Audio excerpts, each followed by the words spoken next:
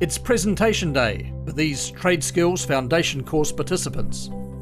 It marks the end of a significant learning journey for all of them. A journey shaped by their tutors to ensure that they can confidently transfer their newfound literacy and numeracy skills.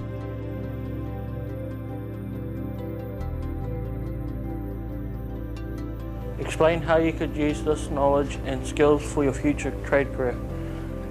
Where would you see yourself in 2 years' time? In 2 years' time, I hope to be on an automotive course, advanced automotive course. I don't enjoy doing presentation because it's too scary for me to do it. I don't like writing skills, it makes me nervous. Look at me now. I can stand in front of you all and do my final literacy presentation. 10 to the power of 4, the exponent is 4, and the base is 10. Tells you how many times you multiply 10 in 4 times. 10 times 10 equals 100. 100 times 10, 1,000. And 1,000 times 10 equals 10,000. You go down to the 10 to the power 3, the exponent is 3. And the base is 10.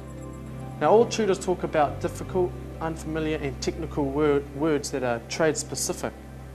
By using my glossary, which is part and parcel of literacy, I'm now able to use them in day-to-day language and I'm getting more comfortable with using them.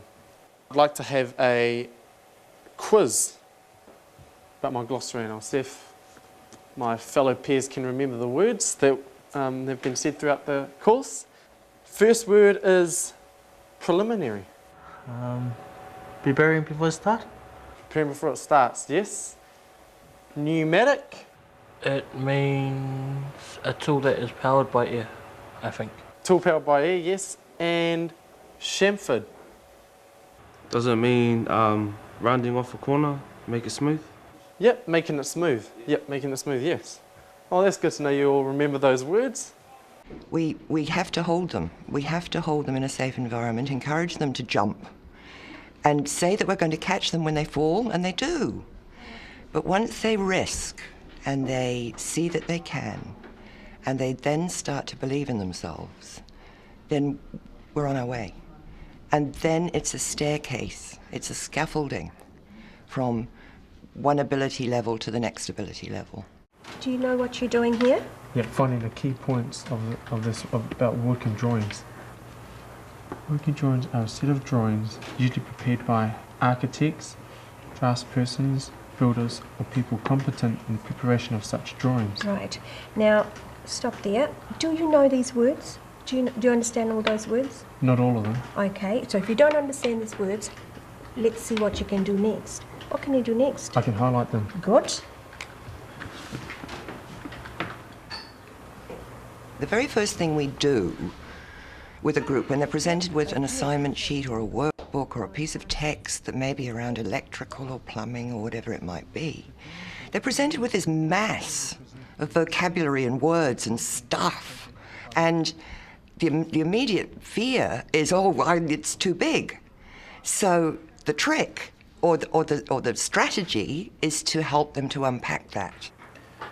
The territorial authority overseeing construction can make recommendations. The way we do that is to teach them to skim and scan. So we look at what the headings are telling us, we're looking at what the text features are telling us, where the bold pieces are, and we're looking at skimming this piece of writing to get a sense of it, not read it yet, just skim it and see what it looks like and what it could be for. And then we help them to identify key words in each paragraph. Cutting.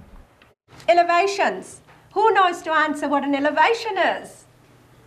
An elevation is when you've got a side view of the house looking from the outside to the inside. Yeah. And they'll have a session doing that maybe as a group or in small groups, and then we'll share those keywords and we'll brainstorm around those keywords and look at then what does some of this vocabulary mean? How do we work it out in the context of the sentence? I think the idea is to lift the fear around voluminous information. That they can find a way of being in charge of it rather than it being in charge of them and overwhelming.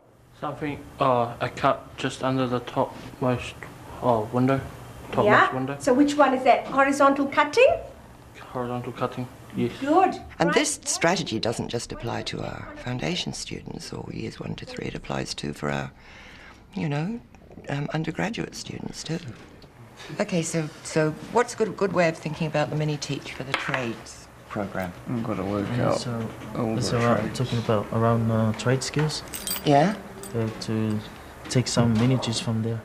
They bring a story, they bring some life experiences, and I think it's really important that we value those, and we try and work with this idea of drawing out what you already know, and being able to use that as the platform for extending the experience for them.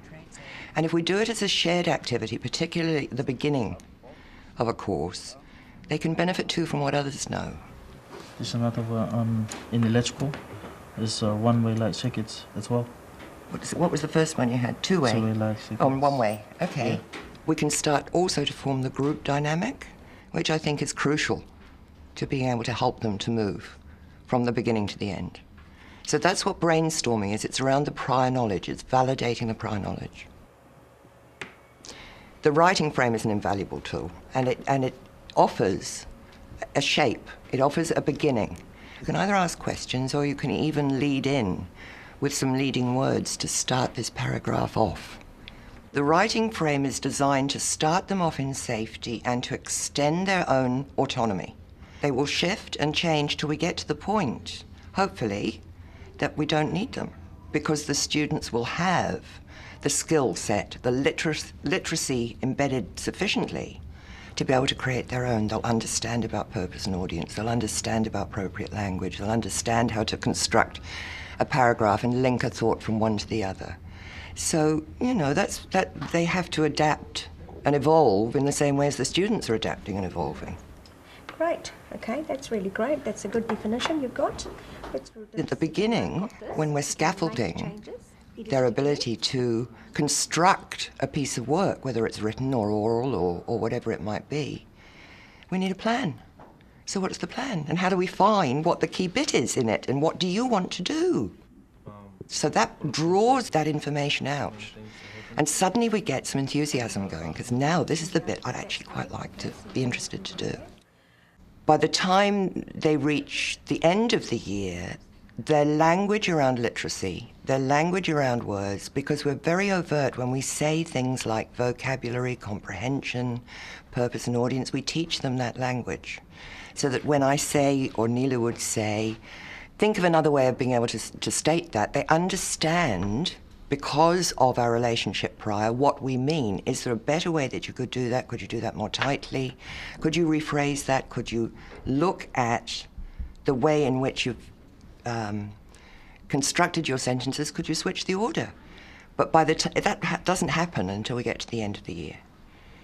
But it's doing all that work at the beginning so that we've got a common language. So that if we talk to the students about editing or looking at, or the flow, or the logic, or the comprehension, or is that clear, they know what we mean. We've done hours and hours of work prior to enable us to have that conversation at the end. That's very good. Yeah, great. Okay. So if you can make those changes and get another copy for me, the finished product, then we can look at putting it on PowerPoint. We supported them, but they stepped up. They stepped away from this belief that they couldn't do anything. It works because we passionately believe it will. And we absolutely believe that these individuals can do that. And we absolutely affirm them in that.